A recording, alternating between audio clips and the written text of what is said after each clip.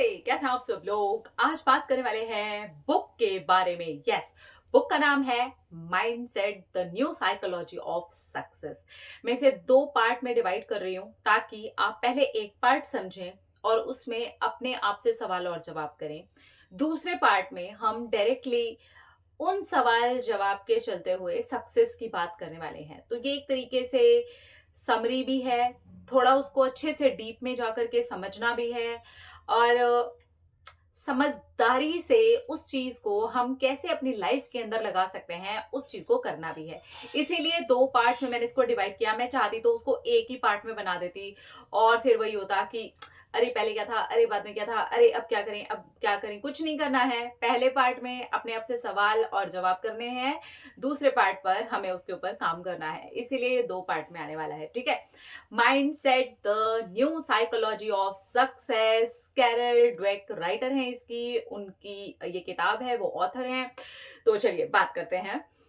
इसके अंदर सवाल और जवाब का सिलसिला रहेगा, इसलिए थोड़ा सा ध्यान से सुनिएगा जो मैं अब बोलने वाली हूँ।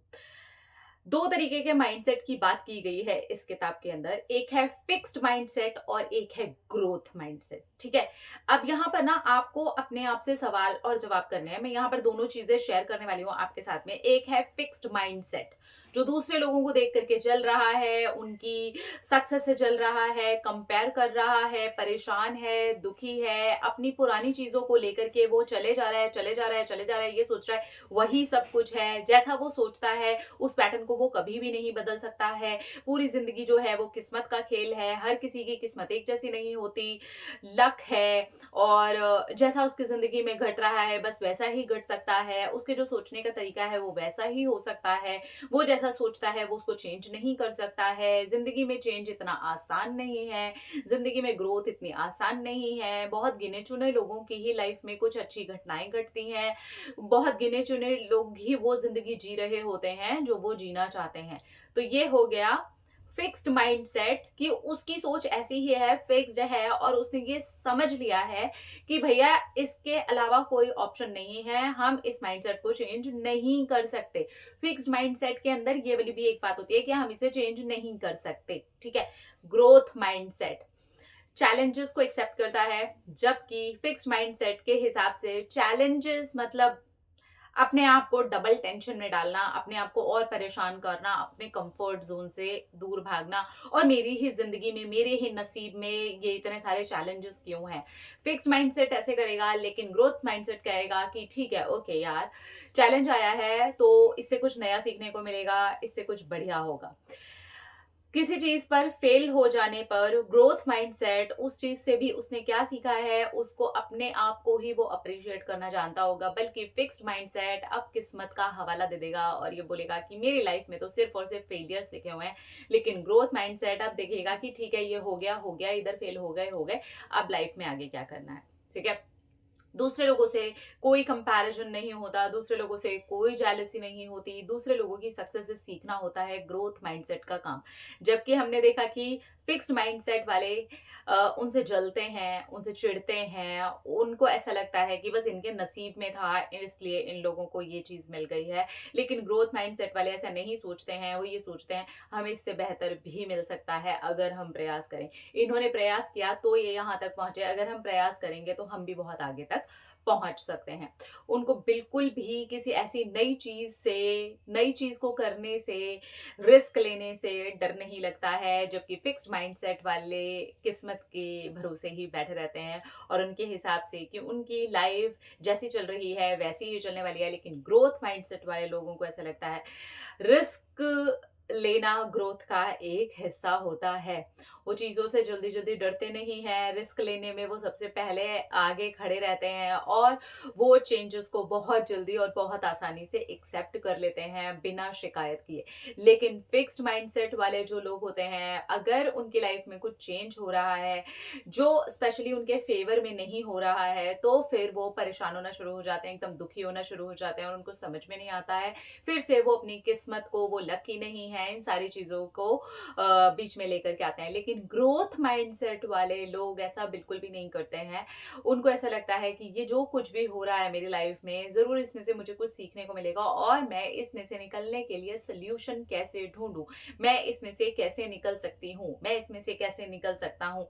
उनका ध्यान सॉल्यूशन पे होता है, उनका ध्यान किस्मत पर, उनका ध्यान लक पर, उनका ध्यान इन चीज़ों पर नहीं होता है। उनका ध्यान सिर्फ़ और सिर्फ़ सॉल्यूशन पे होता है, इसलिए उनकी लाइफ में सॉल्यूशन भी जल्दी आ जाते हैं। अगर उनका कुछ नुकसान हो जाता है, तो नुकसान से भी उन्हें पता होता है कि वो इस चीज़ से भी आगे जाकर के उबर जाएँगे। लेकिन अगर फिक्स्ड माइंडसेट का कुछ नुकसान हो जाता है, तो उनको ऐसा लगता है कि उनकी ज़िंदगी ही उजड़ गई है, उनकी दुनिया ही खत्म हो गई है। इसी तरीके से fixed mindset and growth mindset सारे एरिया में काम कर रहा होता है, चाहे मनी हो, मनी को लेकर के भी फिक्स्ड माइंडसेट एकदम फिक्स है कि पैसा इतनी आसानी से नहीं कमाया जा सकता। पैसे को लेकर के उसके माइंड में जो भी उसने पुरानी चीज़ों से सीखा है, पुराने लोगों से सीखा है, अपनी अपब्रिंगिंग में सीखा है, आस-पास के माहौल में उसने देख लिया है, उसके हिसाब से ही वो चलना पसंद करता है, क्योंकि उसके हिसाब से उसकी रियलिटी वही है और वो इसे चेंज नहीं कर सकता। लेकिन अगर ग्रोथ माइंडसेट वाले इंसान की बात करें, तो उसके हिसाब से कि अगर पैसा है तो ये सबके लिए ही उतना है, और अगर मैंने मेहनत की, अगर मैंने इसके ऊपर सही दिशा में जाकर के काम किया, तो डेफिनेटली मैं उस चीज़ को अचीव कर सकता हूँ या कर सकती हूँ। इसी तरीके से रिलेशनशिप में भी फिक्स्ड माइंडसेट, अगर कोई भी रिश्ता खराब होता है तो ये बहुत ज़्यादा टूट जाते हैं।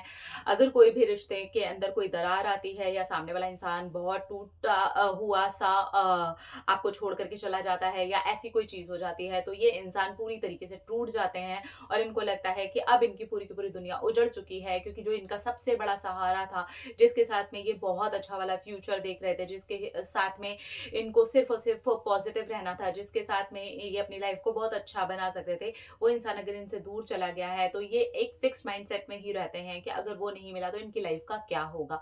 लेकिन ग्रोथ माइंडसेट वाले लोग भी ये सोचते हैं कि नहीं, अगर हमारे रिलेशन में आज कोई प्रॉब्लम हो गई है, तो डेफिनेटली उसको सही करने का भी कोई ना कोई तरीका होगा, वहां पर भी ये सोल्यूशन ही ढूंढते हैं। तो इस तरीके से रिलेशनशिप हो, पैसे हो या किसी भी चीज को लेकर के फिक्स्ड माइंडसेट वालों का माइंड जो होता है वो फिक्स ही होता है। ग्रोथ वाले सिर्फ और सिर्फ सोल्यूशन, चैलेंजेस, रिस्क लेना और ऐसे चीजों के बारे में सोचते हैं जहां पर उनको खुलापन महसूस हो, जहां पर उनको अच्छा लगे, और वो अपने हाई वाइब्रेशन के थ्रू ही काम करते रहते हैं। लेकिन फिक्स्ड माइंडसेट वाले वाइब्रेशन के अंदर भी फिक्स होते हैं और धीरे धीरे धीरे धीरे करके वो डाउन होते चले जाते हैं। तो अब यहाँ पर आपको खुद से ही सवाल करना है, हर एरिया में खुद को लगाइए, क्या आपके पास फिक्स माइंडसेट है या फिर आपके पास ग्रोथ माइंडसेट है? ये सवाल का जवाब आपको अपने अंदर से ही मिलेगा। जब आप खंगालने बैठेंगे तो आपको बहुत सारे एरिया में ऐसा लगेगा कि हाँ, मेरा यहाँ पर फिक्स माइंडसेट है, तो डरने की कोई बात नहीं है। हम जो पार्ट 2 डिस्कस करने वाले हैं, वहां पर उस चेंज की भी बात करेंगे, ठीक है? अब जो ग्रोथ माइंडसेट वाले लोग हैं, उन लोगों को भी ये देखना होगा कि बहुत सारे एरिया में ऐसा लगेगा कि हाँ, यहाँ फिक्स माइंडसेट है, वहाँ ग्रोथ माइंडसेट है। तो जहाँ पर फिक्स माइंडसेट है, हम वहाँ पर काम कर सकते हैं, और जहाँ पर ग्रोथ माइंडसेट है, वहाँ तो वैसे ही बल्ले-बल्ले है। तो ये दोनों एरिया में आपको अपने आप से सवाल करने हैं, और सवाल के जवाब आप चाहें तो कमेंट सेक्शन में भी लिख सकते हैं, और अगर आप चाहें तो अपने आप से पूछिए, अपनी सारी चीज़ों को, अपने लाइफ के हर एरिया को देखिए पहले। पैसे से रिलेटेड एरिया को देखिए, आप रिलेशनशिप से रिलेटेड एरिया को देखिए, आप कहीं पर कुछ ग्रोथ करना चाहते हैं, वहां पर आप अटक गए हैं, उस एरिया को देखिए, और अब अपने थॉट्स को देखिए, अपने सोचने के तरीके को देखिए, अपने ओल्ड बिलीव्स को देखिए, उस पैटर्न को देखिए कि कौन सा वाला पैटर्न है जो आप यूज कर रहे हैं, क्योंकि कल आपको जो जवाब मिलेगा वो कमाल का होगा। यस, हम बात करेंगे कि अब इसका जो सोल्यूशन है वो क्या हो सकता है और कैसे हम सोल्यूशन पर बात करें। इसमें हम थोड़ी सी बात करेंगे कल अपब्रिंगिंग की भी, कि किस तरीके से हमारी जो अपब्रिंगिंग है उसका रोल यहाँ पर होता है, लेकिन हम कितने भी बड़े हो जाएं तो उस चीज को हम यहाँ आगे आकर के चेंज कर लेते हैं। पॉजिटिव बहुत ज्यादा अगर अप्रिसिएशन मिल जाता है बच्चों को, तो वो भी कभी कभार नेगेटिव होने का रोल जो है वो प्ले कर देता है। जैसे कि हमेशा तारीफ करते रहना, ये तो तुमने बहुत अच्छा किया, वाह! तुमने तो बहुत शानदार किया, वाह! तुमने तो बहुत शानदार किया। ये कभी-कभी नेगेटिव भी जा सकता है, बजाय ऐसे तारीफ़ करने के, ऐसे तारीफ़ की जा सकती है। कल हम इस पर खुल कर के चर्चा करने वाले हैं, क्योंकि मुझे पेरेंटिंग से रिलेटेड भी बहुत बार सवाल आते हैं, तो मैं डेफ़िनेटली इसको डिस्कस करूँगी कि किन चीज़ों का ख़्याल रखना चाहिए कि तुमने जो कोशिश की वो बेहतरीन थी। तो किस तरीके से आप अप्रिशिएट कर रहे हैं वो भी बहुत मायने रखता है। अप्रिसिएशन जो होता है वो हर किसी को बहुत अच्छा लगता है, लेकिन वो भी हमें ध्यान देना होता है कि कहीं किसी के लिए ये नुकसानदेह ना हो जाए, ठीक है? तो आज हमने सिर्फ़ सवाल और जवाब का सिलसिला देखा। माइंडसेट के बारे में सिर्फ़ 2 ही चीज़ें देखी हैं हमने, एक फिक्स्ड माइंडसेट और एक ग्रोथ माइंडसेट। हर एरिया में आपको चेक करना है क्या आपका फिक्स्ड माइंडसेट है या फिर आपका ग्रोथ माइंडसेट है।